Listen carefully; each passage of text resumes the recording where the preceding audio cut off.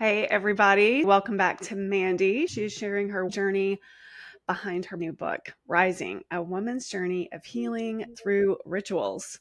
If you've ever felt stuck in your healing journey, you don't want to miss this. Mandi turned her experience with anxiety, addiction, and trauma into a path of healing. Her book blends storytelling with practical rituals and chakra-based tools to help women rise to peace and clarity and purpose. So let's go ahead and dive in. Welcome back, Mandi. It's so good to see you again. Thank you, Rachel, for having me. I'm so excited to share about this book. I'm a new author, and this has just got a little piece of my soul into it. And so I'm thrilled to be able to share. Thank you so much. Yeah, I am so excited to get to read your book. What inspired you to write this book? Or what does the title mean to you personally? I have always loved self-help books. I have been reading self-help books since I was 17 years old, right? On this path of trying to figure out, why do I feel this way? Like, why do I feel so shit all the time? Yeah. And so I always loved self-help books. And so it seemed actually really natural for me after experiencing like my own personal transformation and really having such different clarity and such a different perspective. It really, just inspired me to start writing it down. And here we are now. You asked the meaning of the title. Yeah. So, Rising. Well, it's interesting when you think about a title, you want it to be short, clear, succinct. And I really wanted it to talk about like the positive effect, right? But I also didn't want it to be limiting. And so I thought that the word rising was so beautiful because we're constantly growing, we're constantly evolving. And so the word rising really represents the fact that no matter where we are at on our healing journey, we still have room for growth. And so that's where the title came from. And then the subtitle, A Woman's Journey of Healing Through Rituals.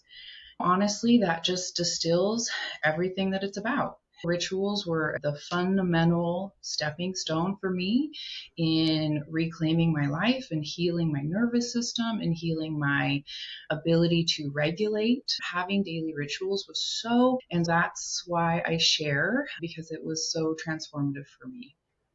Speaking of rituals, we both have a solid yoga background. Did that, I'm assuming this is a yes, but how did that play a part? How did your yoga ritual, or was that the first ritual that you were drawn to that gave you just this anchor into grounding? 100% for asking. Yes, yoga has been a huge ritual for me. It's definitely one of many that I have implemented in my life, but yoga has definitely been a foundational building block for me. It started out slow, and then as I really developed my practice, I was a really strong practitioner even in the midst of struggling with alcoholism and really intense, not healthy relationships. And for some reason, I was always held up that, no, I can have a healthy life with alcohol. Like, it's fine, right? Like, it's so socially acceptable, right? And so the idea of giving it up completely is just, why would I do that? And yoga was really what helped me, but in such a subtle, quiet way.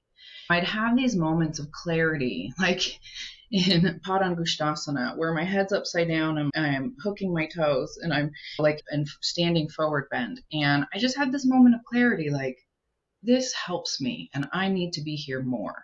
And so then you keep coming and you keep coming. And I have found Ashtanga yoga, and I practice Ashtanga now, which is a very specific sequence. And I find it very grounding for my nervous system. I'm a very big advocate for Ashtanga yoga in recovery and healing. And I have lots of reasons for that, and that's a whole nother topic. But I will share honestly and openly that I dedicated myself to the Ashtanga yoga practice. And then also really, I'm going to do this 4 days a week, right? Every week. This is so important to me. I did that in February of 2018. Before that, I was still practicing regularly, but not as committed. It was still 3 times or 4 times, maybe 2 times in a week. And then once in a while, maybe 1 time a week. But in February of 2018, I had this kind of moment of clarity where this is so good for me and I need to commit to it, right? So I committed to Ashtanga yoga. And that very same year in December, I was able to actually quit drinking after 20 years of struggling with alcoholism. And that was a big deal for me because it was like, what shifted, right? And I really believe that it had to do with healing my mind, healing my nervous system, right? I was getting sober, I was cleaning up internally, right? I wasn't putting alcohol in my body every day. And so my body was able to detox and my brain was able to heal. And what happened after that, what resulted in that, so combining my yoga practice, healing my brain and my nervous system, and quitting alcohol, I ended up having a repressed memory come up back from when I was 4, a very profound memory that I share in my book, Layer in My Life. Talk about it as it put a lock on my throat chakra, and it made me to express my feelings. And I'm sure some of you listening to this can probably relate, right? When we deal with trauma, and it can feel very scary to speak up. It can be very scary to share our truth, right? Because we haven't been shown that it's safe, right? And so how do we learn how to express ourselves? Because what that lock in the throat does is it inhibited my ability to communicate clearly or openly or honestly. And what that affects is my intimate relationships. If I can't be open and honest with my intimate relationship, how the heck are we going to make it? How the heck are we going to have a healthy, supportive relationship, right? If we're not being totally honest. So it's a really big piece of healing. And anyway, so you asked about yoga. I It have was a quick, huge.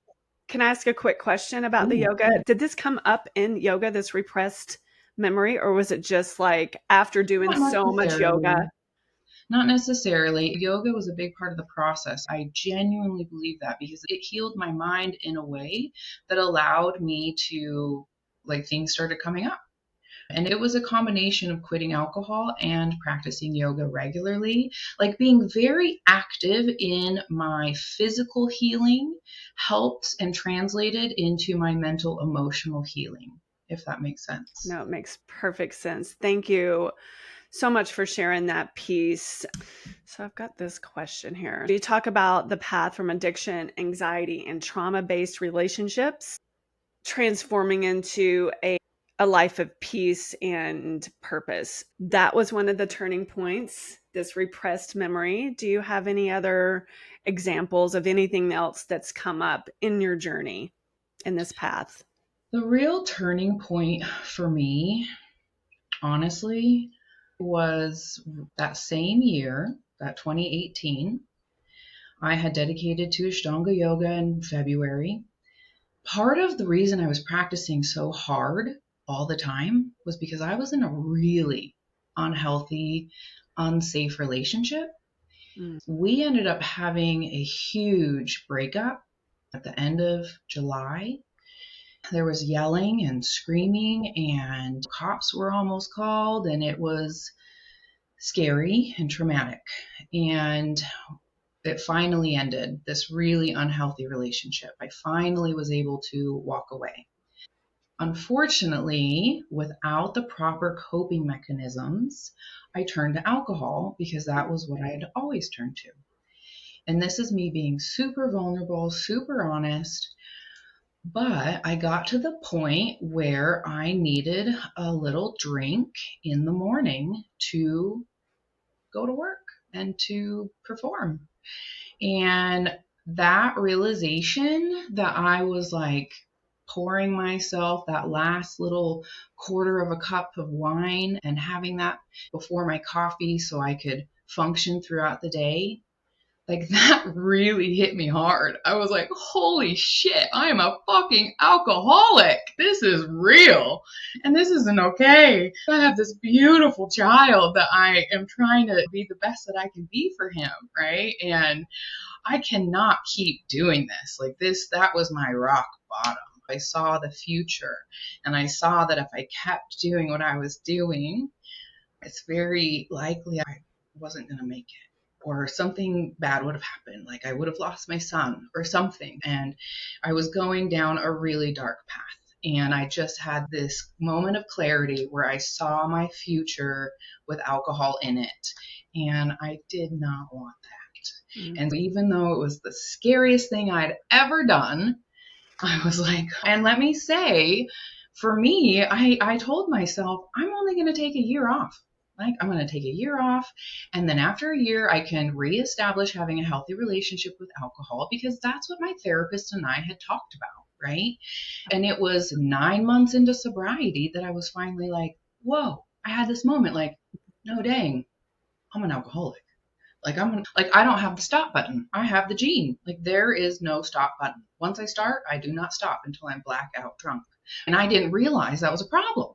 Like whatever. Anyway, so we learned. It's like, this is normal. This is like the way it's always known in our society, unfortunately. And I'm a longtime hairdresser. I've been a hairdresser for 26 years. And unfortunately, hairdressers got a reputation for being partiers, right? They work hard during the day and they party hard at night. And so it was just part of the culture. And so the idea of me quitting was just like, why would I do that? But anyway, like I found myself rock bottom, and I really did not want that for my future. I didn't want that for my son.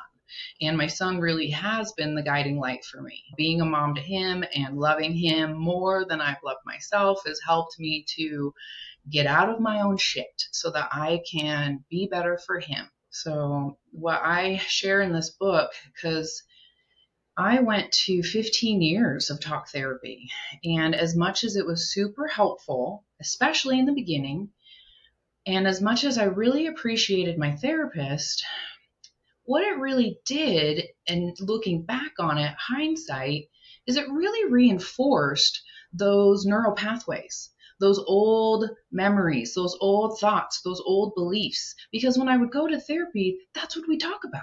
We just talk about all the old shit, and I'd get so upset and I'd cry, and then there was no real resolution. It was just kind of rehashing all the old stuff. And so bringing it all back up, and then your brain's there once again. Yes, 100%. Yeah, like re-traumatizing yourself in a therapy appointment, because all we do is keep hashing about the shit that what used to happen in the past, right? Yeah. And so I do understand that is a super important piece, right? It's one of the stepping stones of getting better, right? However, what I found so important was learning new skills. Actually, in a classroom style, having a whiteboard with a book, learning new skills. And those skills were from dialectical behavior therapy, or DBT. And I have a whole story on how I found DBT, which is in the dialectical behavior therapy, is typically used in the world of psychology to treat people who are diagnosed with borderline personality disorder or emotional dysregulation disorder. But what my symptoms were, they were more consistent with complex PTSD. But I still found these skills to be fundamental, like life-changing. Like this was the transformation for me. Like that 12-week course where I learned these skills was so huge. Like literally I contribute learning these skills to me being successful in relationship, and now being in a very healthy, very supportive, very loving relationship. Had I not learned these DBT skills, I would have done self-sabotage. I would have judged him harshly and deemed him not good enough, right? Because this trauma brain is really difficult to navigate, right? Because if we get triggered, we go straight to black and white thinking, catastrophizing, right? How do we get better from this? So we have to start recognizing, oh, I'm dysregulated right now, and I need to take a step back. I need to do some self-care. I talk a lot about self-care, and I don't talk about it like, go girl, go get your nails done. Yes, go get your nails done. The self-care in like the broader perspective, meaning like keeping the people in your life and the environment safe and supportive. If there's relationships in your life that are not safe and that are causing you a lot of stress, we really need to consider perhaps taking them out of our environment. That's part of self-care. And this is part of the healing journey, figuring out how we can feel supported and calm and emotionally regulated. Part of that is controlling our environment and being around people who support that versus take away from that. Yeah. Did I answer? I love this because it's such a real and honest look at not only our patterns that we get ourselves into and then our thinking, and then what is like the talk therapy. I think there's a big gray area. Is it good? Is it bad? I'm like, sometimes if you're talking about the same thing over and over again, I would have to agree with you that it does feel like you're telling this sad story over and over again, and your body, my body, if I do that, it goes there. And there's a ton of anxiety. Thank you We're so much for already sharing that. We're already dealing with flashbacks as CPTSD survivors, and we don't need to amplify it. And don't get me wrong, I tried it for a long time. I really gave it a good go. Spent a lot of money, right? Yeah, the effort was definitely there. Right? They get paid to listen, right? They don't necessarily get paid if you get better, right? Yeah, that's 100% true. Right? So I hate to, anyway. So my whole intention behind writing this book is to share all of the techniques and the skills and the tools that were so fundamental for me in my journey. And so hopefully I wrote this book to the younger version of myself. And I really hope that other women who are on the healing path can really resonate. And I am pretty raw and authentic in this. And I'm not scared, even though it's a little intimidating. But it's important to me that people know that I'm a real person and that I've been through some shit. And I'm not just you're not talking down to people. You're like, this is what you should do. You're like, hey, this is my story and this is my path. And I love that the rising is like you're going along this path, and it's like the path of self-discovery and what we have to try sometimes to get us to this point in our I know it sounds corny because we all say the healing journey, but honestly, it really is. Mm-hmm. So I haven't read the book. First of all, when does the book come out? The book is going to be published. I'm self-publishing in November. It'll be on November 18th. And I am building my book launch team right now. And if you're interested in being a part of the book launch team, you would get a free e-copy of the book on September 1st in exchange for an honest review on launch day in November. And if you're interested in that, you could check it out on my website. You can register. It's holisticevolutionshala.com. And I will start a pre-sale, I think, also in September if people are interested in getting the paperback copy, which I highly recommend because there is a notes section after each chapter where you get to write down the rituals that you're going to start implementing into your own life, because I really want this to be practical. Not just esoteric things to think about and feel nice about. I want it to be a very practical, we're going to hit the pavement and we're going to do some work. Yeah, I'm excited about how dynamic it will be, hopefully. Yeah, I'm going to throw my name in the hat for the exchange for the review. Yeah, before I forget, I'm throwing my name out there. So speaking of the book, you said it is structured around the chakra system, which is one of my other loves. So can you talk a little bit about that, and why did you choose the chakra system as the foundation for this healing work? Good question. Healing from trauma, healing from childhood trauma, healing from relationship wounds, right? This is a very complex, very multifaceted thing. There's not one thing that's going to fix us. It's not just doing yoga. It's not just eating healthy, or like You can't just, it's not just doing therapy or just reading the self-help books, right? Like it really is multifaceted, and you really do have to look at it in every avenue of your life, right? And the chakra system, when you start from the root and you work your way up, it's a really beautiful way to consider our psychology. If you think about our Muladhara Bandha, our root chakra, right? It's very practical. Our root chakra is essentially the very practical part of our life. So we have a job, we make money, we have a home and a car to get to work, right? So if we don't have money to pay for our home and our car, then we likely don't have the energy to move into deeper healing thoughts, right? If we're too stressed out because all we're worried about, we gotta get an education, I gotta make money, I gotta pay the bills, right? If we're in this like scarcity mentality, it's really difficult to move forward in subtler ways of personal growth and development, right? But when you establish your root, you establish your grounding, so you have a good job, you have a steady income, you have a home over your head, a roof over your head, and a way to get to work. When you have these foundational pieces in place, you can then move forward into contemplating something a little deeper, like our sacral chakra or our svadhisthana, which is where we have our emotions move through and it's fluid, like liquid within the containment of our foundation.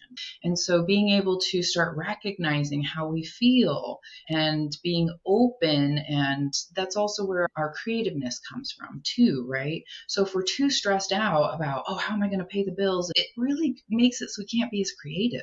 It blocks us. The chakras are this beautiful way, because once we get that established, then we can move up, right? And once we figure out our emotions, then we can move into, so our solar plexus, right? That's where our confidence comes from. That's where our ability to move forward through the world comes from.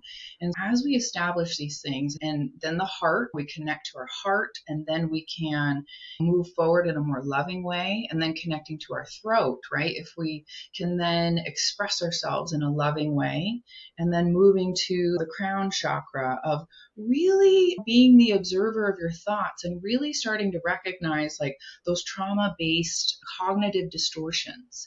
When we get in black and white thinking, when we get in this fear-based mentality, really starting to like fine tune that. Oh, I see you, fear, right? And I'm not going to let you take over right in this moment. We're going to sit in gratitude instead. So it's, we can't get to those subtler trying to change the way that we think until we've got the foundation set up, right? It's a very practical way of looking at healing, right? Like it's beautiful.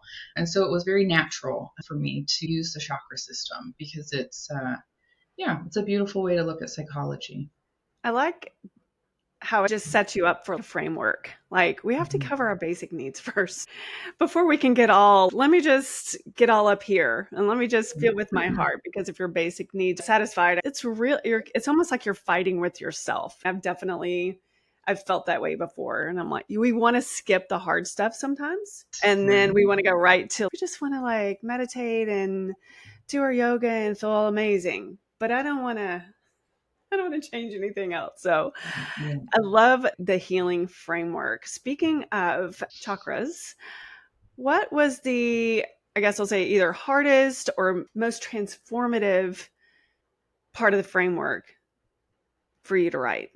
Addressing our sacral chakra, addressing svadhisthana or our emotional center. Relationship. It's also, sensuality, sexuality. That one was the hardest for me to write because I want to be very mindful of the reader. And unfortunately, sexual trauma is very difficult and it's a very challenging thing to overcome. In the book, I share my personal experiences. That one was the hardest because I want to be very mindful and very respectful of those who potentially have trauma in this area, because I don't want to be triggering or upsetting. I want to be very thoughtful and very sensitive, because as much as I say finding beauty in physical intimacy, it's such a profound experience. Those who have sexual trauma that have shut that down, that can be a very difficult thing to overcome and to move through. Being able to reestablish healthy sexuality after experiencing sexual trauma, I think, is just a very sensitive subject. And I wanted to be very mindful. And so that was definitely the hardest one for me. Yeah, it sounds like you have to be very careful and you have to just really take care as you guide, because again, we can't skip this kind of thing because it's part of our total being. What was the most fun chakra that you felt a little bit more playful with, if you did?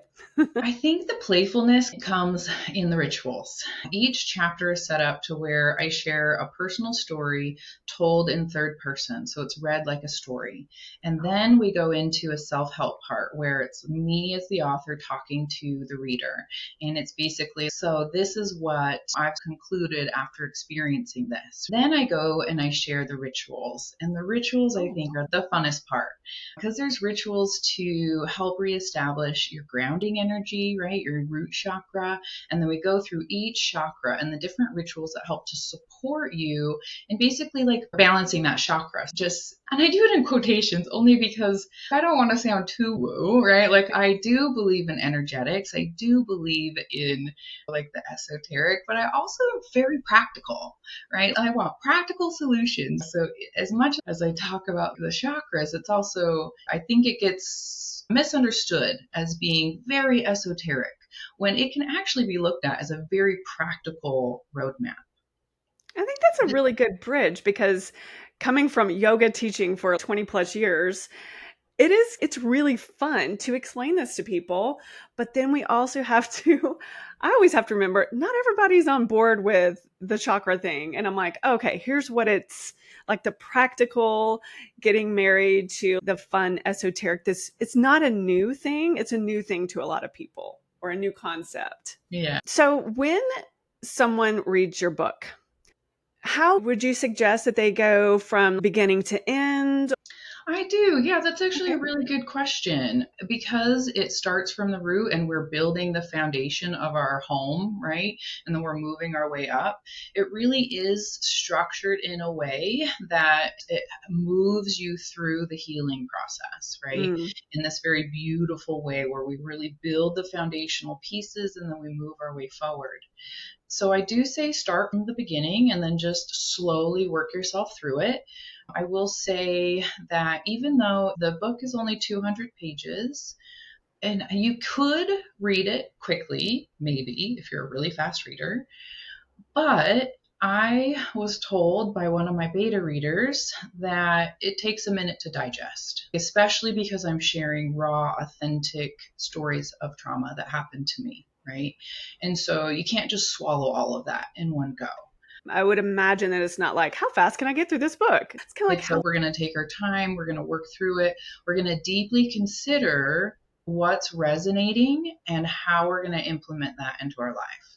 And so it's definitely something to take your time with, for sure. I would imagine too, it's like the type of book that you would want to have on your shelf as, hey, I need to revisit. Like, of course, things are going to come up after you finish the book, but I'm imagining if I had this book, I'd be like, oh, that is one of my go-to resources, because when things come up, and they will, just revisit maybe a ritual or just those reminders.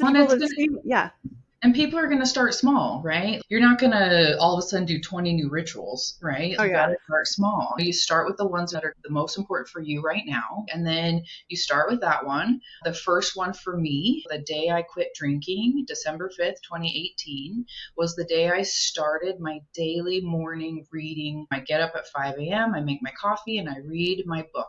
It's usually a wisdom text of some sort, either a self-help book, a yoga philosophy book, or trauma healing. That has been such a beautiful ritual. The very first ritual when I became a hairdresser, back when I was 18 years old. A kid that experienced we had divorces and violence, and it was a very unsettling childhood. That's an important point to make, is like, you had a bunch of stuff as a kid. And I think a lot of us, or a lot of women, a lot of people out there, they've got a lot of our childhood. It's confusing just to be a kid and then to be Mhm. thrown into an environment where you're like, that's your normal. And sometimes we don't know that's maybe not normal.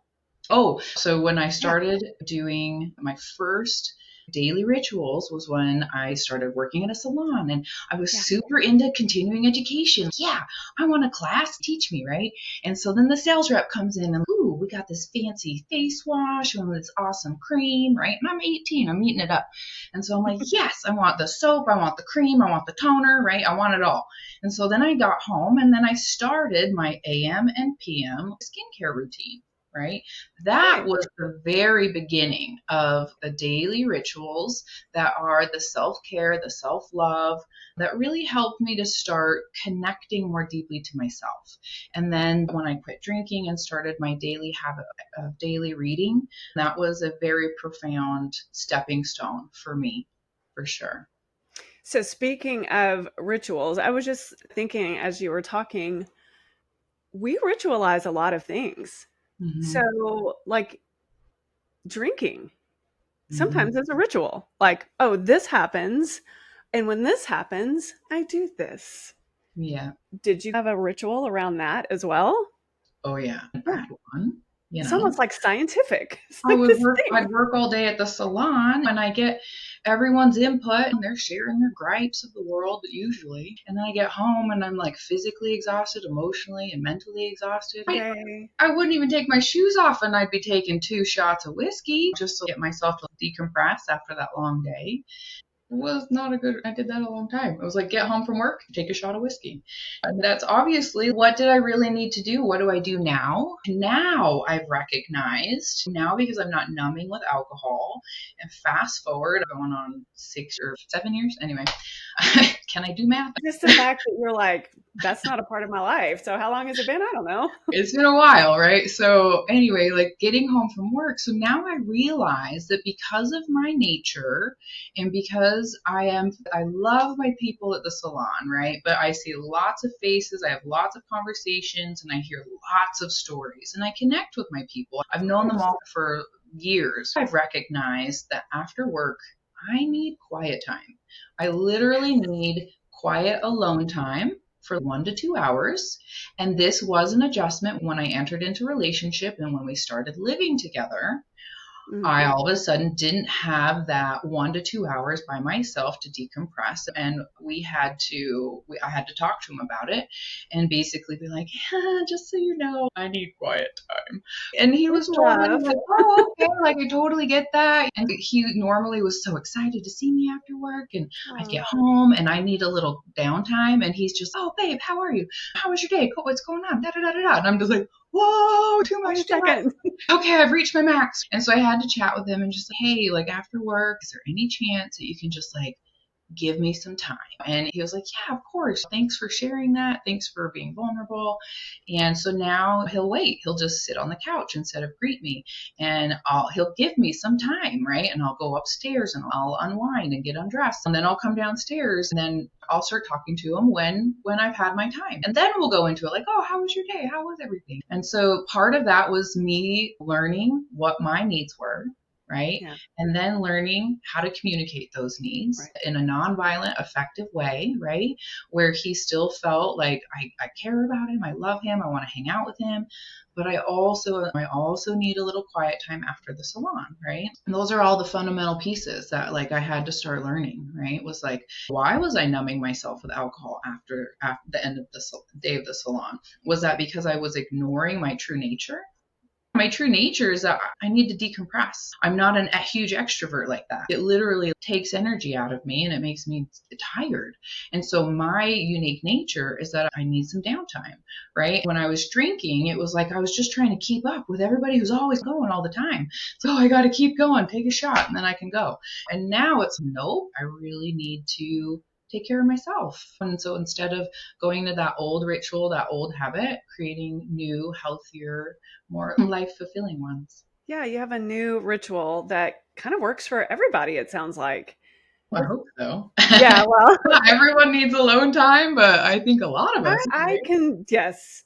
I think that was when I was drinking or even socially, I was just like, I just need this. And I just need to be by myself for a little bit. And I think that's really going to hit with a lot of people. Oh, what am I really needing?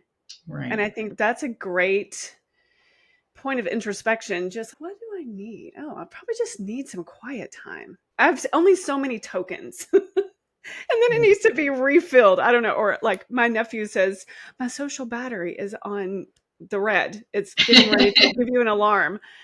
And I think really noticing that is helpful, not only for you, but for the people that you work with and live with and your friends. Yeah. Speaking of people that you work with, have they seen a difference, or what's their take on, since you've been in the salon business for many years? Oh, my So you, clients are the ones yeah, who have known me forever, right? I have clients that I've known for 20, 10, 15 years, and I'm so grateful. Yes, they've definitely seen a shift. and they're probably They cheering you on. Yeah, most of the people on my book launch team are my hair clients. Great. And I do share this in the book. It was conversations with my clients that Yeah. really was part of the inspiration of writing my book. It was having open and authentic conversations with them about the transformation I was going through, because I went through a real big, like, I had a life-changing challenge. I moved in with my mother, who I unknowingly didn't realize had severe mental health issues. I knew they were slight. I didn't know the severity of it. And I suddenly found myself in an environment where I was not safe. And so I really struggled. I really had challenges. And there were times in the salon, because normally I'm open and honest, but I'm also very professional, right? And I'm not trying to Yeah. ruin anyone's day with my bad news, right? But there were times that I literally, one woman in particular, she asked me, "Oh, how are things going with your mom?" And I immediately burst into tears and looks at me, "Oh, honey, you don't have to talk about it." And then we go into a nice conversation. And honestly, I'm so grateful for a lot of my people that have just been supportive. And I've been very honest about it and about my transformation. And people have been beyond supportive. And it's been really encouraging, because it's super scary, right? It's a really scary thing to write all your stuff down. Yeah, I did all this bad stuff. And Here's my book about I was it. an alcoholic for 20 years. Like, am I going to be proud to talk about that? But thank God I'm on the other side and I can talk about it openly and honestly. And so, yeah, like, I am so grateful. Family dynamics are definitely different. And when you are healing from childhood trauma in family dynamics, that can really change things. It can separate you from your family a little bit, right? Because you're starting to change the pattern. You're starting to do things different. You're starting to recognize and call out certain bad behaviors that have been patterns. And so the relationships with family but I will say, as much as I really struggled for a while, I have now gotten to a beautiful place of connection and just reciprocity with my family that it hasn't really been there before.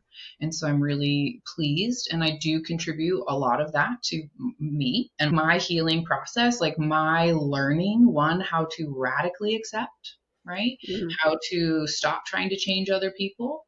How to, because especially in family dynamics, oh, wait, like, you shouldn't be doing that. You should do this. It's so easy to should. Well, yeah, we do like, that all oh, the time.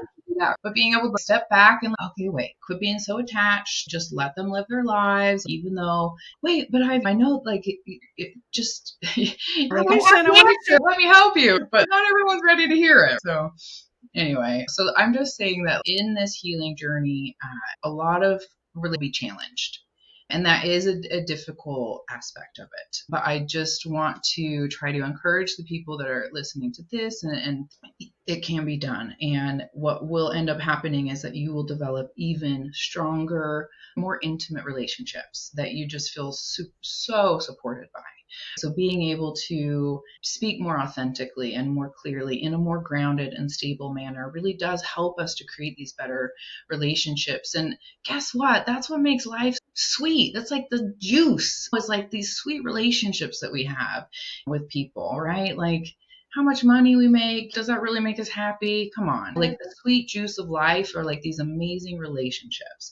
And so being able to really support the relationships that support you right? And surrounding yourself with people who are going to help you move into your highest self. That's the best part. I was going to ask, when you moved in with your mother, were you also in the middle of like just taking a break from alcohol, or did that all happen at Oh, once? great question. Yeah, timeline's important actually. Mm, So that happened in 2018 when I quit drinking. I moved in with my mom in 2020. So I had gotten sober, put a lot of time and effort into my healing and into just feeling better and yeah. just feeling good about myself. And okay, I'm sober, and my co-parenting relationship with my son's dad and stepmom was getting really positive. My relationships at work, everything was just moving in the right direction. Things were getting really good. And in this positive energy, I was also looking to buy a house. And this is something I had worked on. I've been trying to buy a house for 10 years. And as a Inspiring. hairstylist, it can be difficult because you get paid in tips and it's hard to know what your income is. So, how do you get approved for a loan? So, it's not the easiest as a hairstylist to get a home loan. Anyway, I had finally worked myself up to I was qualified and I could go shopping for a house the first time in my life. And I'm so excited. And 2020 hit, right? We had the Oh, pandemic. yeah. And everyone knows that the pandemic and like the shutdowns, right? All of a sudden, the entire world is shut down. And luckily, we were only shut down for 6 weeks. I know people in California were shut down for much longer, like years, Months, I think. months, 9 months to a year or longer. And so people were profoundly impacted by this thing, right? And so I had this moment of just like, okay, so also what happened was my mother was also on the market to buy a home. So we were both on the market to buy a house. And COVID happened, and it was like, wouldn't it be great if me and mom could like join forces and support each other? We're both single women, right? I'm raising my son. I'm 100% dedicated to raising my kid. And I had also decided not to date anymore. I was just like, it was taking too much energy. It was a waste of my Right. time. I'm just going to focus on work and my new house and my son and being a mom.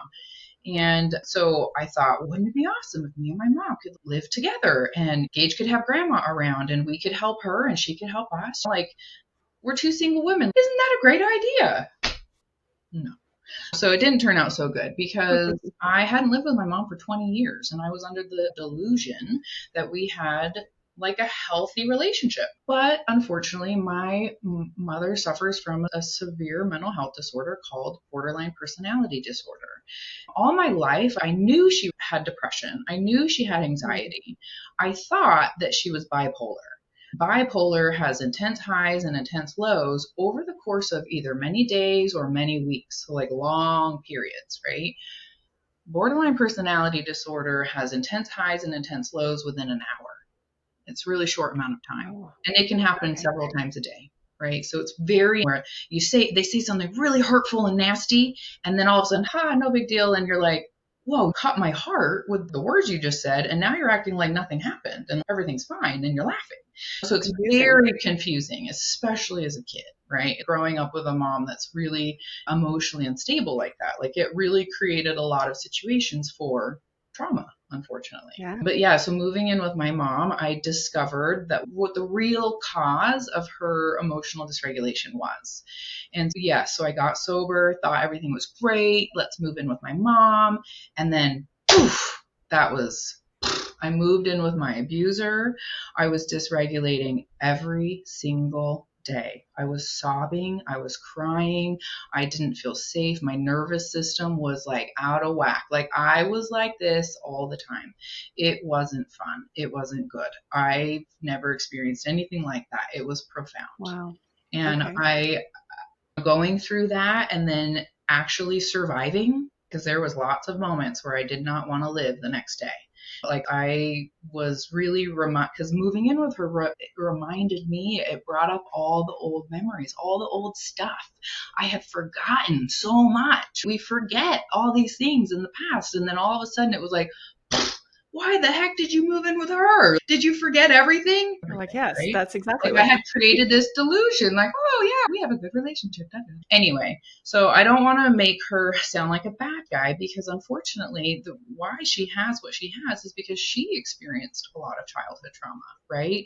And so it's really unfortunate. Like, she does not have an ability to regulate her emotions. She cannot communicate without dysregulating. She pushes people away. She'll ghost guys when she is trying to date someone, and then she'll ghost them. She just has a really hard time in intimate relationships. But I will say that after living together, which only lasted 2 years, and then we moved our separate, we needed our own space. It was better for both of us. And now we've had a few years to heal, and I've distanced myself for some time, a couple of years. Now I've been able to re-enter into relationship with her with all these skills and understanding and more compassion. In the beginning, it was really hard. I blamed her. I was angry at her, and for good reason. And I had to go through that. I had to be angry and I had to be mad, because that was valid. But ultimately, in my heart of hearts, I did want a good relationship with her. And luckily, she's also been able to do some self work. And she's also been able to recognize some things. And so we've both been able to do a bit of progress to where now we can have a healthy functioning relationship once again. Thank goodness, right?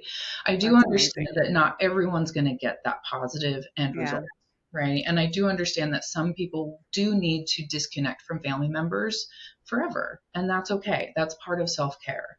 Doing the work for ourselves is really going to empower us to make that choice for ourselves. Yeah, that is, we almost skipped one of the most important topics of this conversation. And can you imagine if you hadn't have done the work that you did leading up to that, moving in with your mother? Can you imagine? Probably not. Yeah, it's so I'm interesting to just like look the back. timing of it is Mhm. just so interesting to me. Yeah, and the wave of it too. Like, I really hit bottom. I quit drinking, and then I was doing good, and then I moved in with my mom, and then crash. And Yeah. then now I'm on the up again. And hopefully we find a nice plateau to just keep plateauing forward and moving in a nice hiking, easy elevation. Nothing too crazy. Yeah. Yeah. The ups and downs. And I think the experiences and the things that we learn really do set us up for, I want to say what's to come. It sounds dreary, but like any future challenges, now you have a set of skills for this next chapter. And Mhm. this chapter taught you this set of skills. And Mhm. now look at you. You have written an amazing book Thank you. that kind of not only chronicles like your journey, you're super open and honest is what it sounds like in your book, but you're giving people the tools, Mhm. and you're like, hey, you don't have to get through this in a day. Take your time, learn the skills. And it's not, it sounds like 200 pages. And I'm like, perfect. Yeah, It's yeah. not too long. So let's talk about what's next for you. Like, the book comes out. Well, the book's coming out, right? I'm just Yeah, focused on the book that's launch. huge. I'm a first time author, right? So I'm learning a lot right now on how to self publish and what avenues to take and how to market my book, things like Yeah. that. So it's been exciting, but More new skills. right, more new skills, which is really good. I do appreciate learning new things, so it's good. So if you've listened to this whole video, then you're probably a really good candidate. I would love for you to be a part of the book launch team. If you want to get a free e-copy, you'll get that in September, and that will be in exchange for an honest review on Amazon and Goodreads on November 18th. I'll probably ask for the review the week before so you can just get it written out. And then that way, the day of, you just copy and paste, get it up there. If you are really interested in having a paperback copy, which I do recommend because there is the workbook part of it, the paperback copy will be available for pre-sale in September and then available on November 18th. So we'll see how it goes. I'm super excited. I'm looking forward to reading it and reviewing it and getting a copy myself. Thank you. So, yeah, Thank thank you, you so Rachel. much. Thank you This so has much. been, once again, it's lovely to talk to you. And yeah, I'll put everything in the description of the video. And Yeah. Awesome. Oh, yeah. Details. So if you want to be a part of the book launch team, then go to my website, which is www.holisticevolution.shala. You can also find me on Instagram or TikTok, and it's Mandi Gardner. So. All right. Yeah, I'll link everything up in the description. And thank you again so much. Yeah, thank And you. congratulations on your Thank you. book. And I am looking forward to reading it. Be kind to yourself, be kind to others, everybody. Bye bye.